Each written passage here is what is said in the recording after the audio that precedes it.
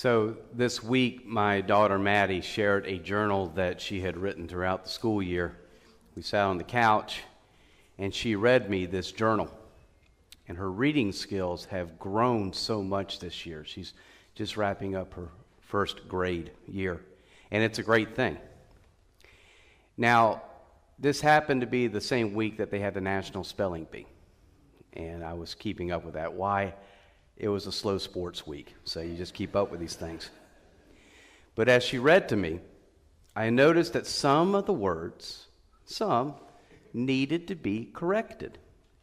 Now, on the one hand, I was very impressed by the new ways that she spelled certain words. On the other hand, I felt like I needed to correct her. So I did.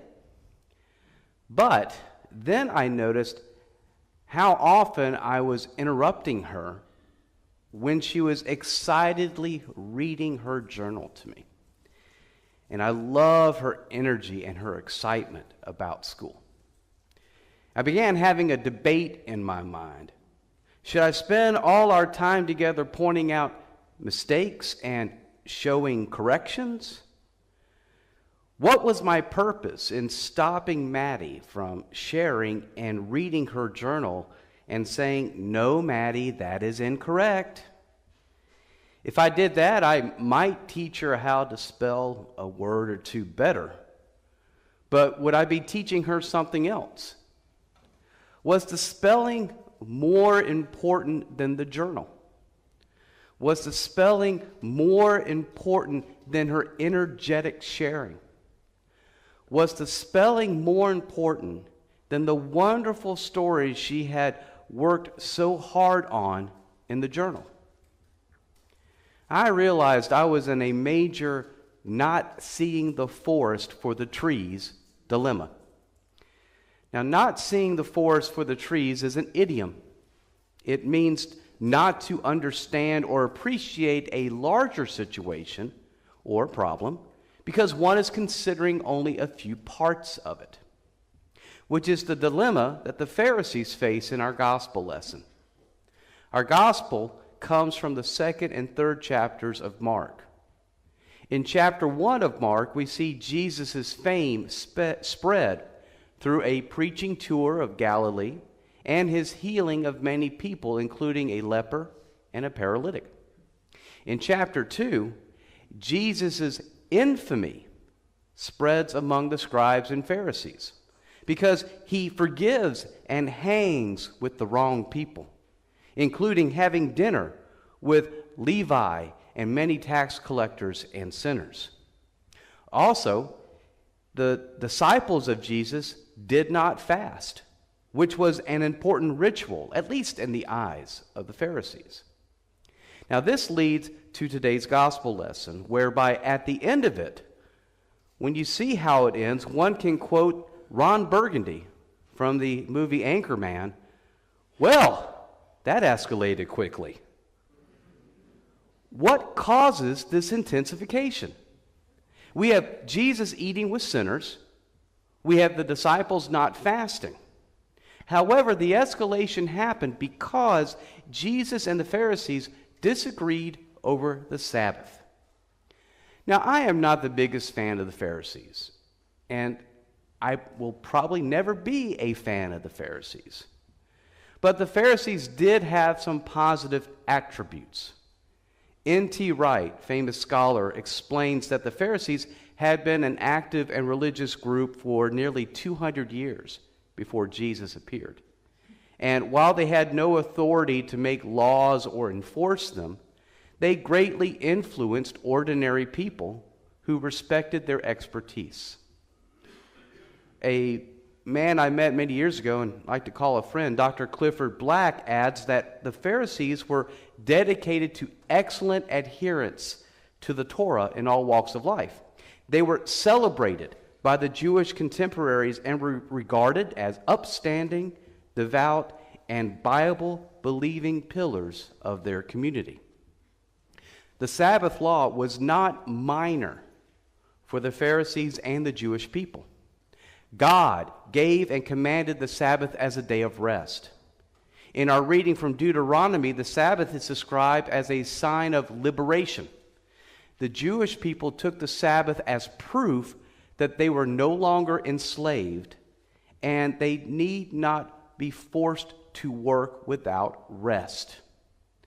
The Sabbath touched on the heart and the faith of Jewish identity, which was vital to the Jewish people in establishing a Jewish identity within Palestine and beyond. On ordinary days, the disciples could pick heads off the stalks to eat, but their actions were done on the Sabbath. According to theologian William Barclay, all work was forbidden on the Sabbath, and that work included reaping and winnowing, threshing, and preparing a meal. So the disciples had broken all 4 of those rules. They were to be classified as lawbreakers, but more importantly, sinners. This was a matter of life and death. It was also a matter of authority. And this is where Jesus comes in. Jesus, too, does not consider the Sabbath a minor thing. While the Pharisees were mad that the disciples had done work on the Sabbath, Jesus points out the reason they did the work in the first place. They were hungry. They needed something to eat. So, is it more important to follow the rules and starve? Or is it more important to eat? Is it more important to follow the rules of spelling?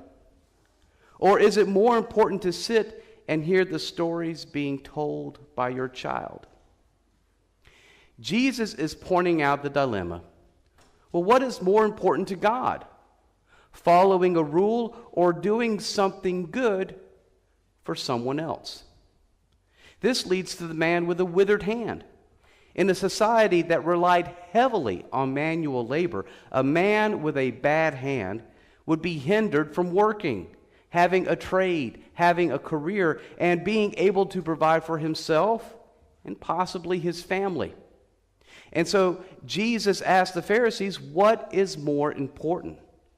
Follow the rules and not do any work, which in this case would be healing a man who needed something good to happen in his life, or healing this man now so he could find economic and possibly communal restoration. The Pharisees were right in wanting to honor the Sabbath. Sabbath and rest were important, and it still is important. But for the Pharisees, keeping and maintaining the rules were becoming more important than helping others. Now, please note that Jesus never says your laws are stupid.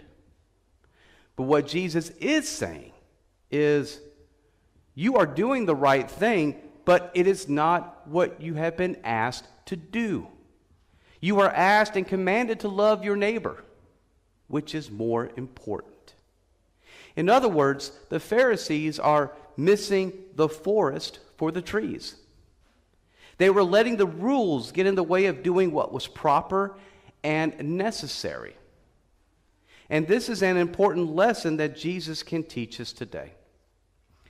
In my life as a pastor, and I bet Pastor Mark would agree with me, that we have seen many examples of good, friendly, and sweet disciples who sometimes choose the rules and expectations over the person.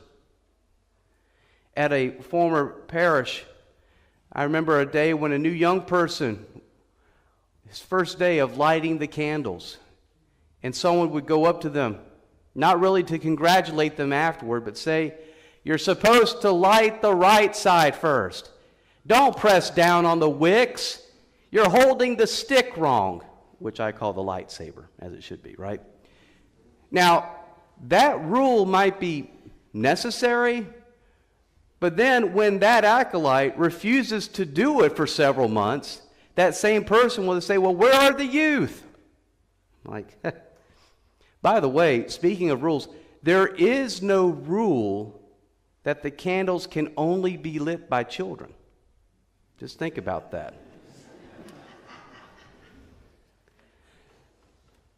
I have seen people foresting before the trees and feel they need to set things straight when someone mispronounces a name in the lessons. By the way, Tom, good job this morning. Or someone orders the wrong kind of altar flowers. Cancel the service. Or, God forbid, Bill, the organ is down and we need to play the piano, right? Or, hey, kids are welcome, but please keep them quiet.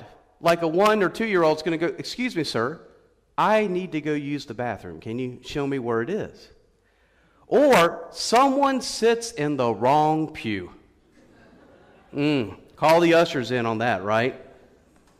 Look, rules are important, but are they more important than why we are here in the first place? Are they more important than who has brought us here? What Jesus is doing in our lesson is what he does for us today. We need to honor and observe the Sabbath and keep it holy, and we do that with our hearts and actions. Martin Luther writes that the third commandment commands how we should behave toward God in our deeds. So our deeds need to match our devotion. We need to see who matters. For Jesus, it was his disciples who were hungry that mattered. For Jesus, it was the man who had a bad hand that mattered. It was the paralytic and the leper and the tax collectors and the sinners that mattered.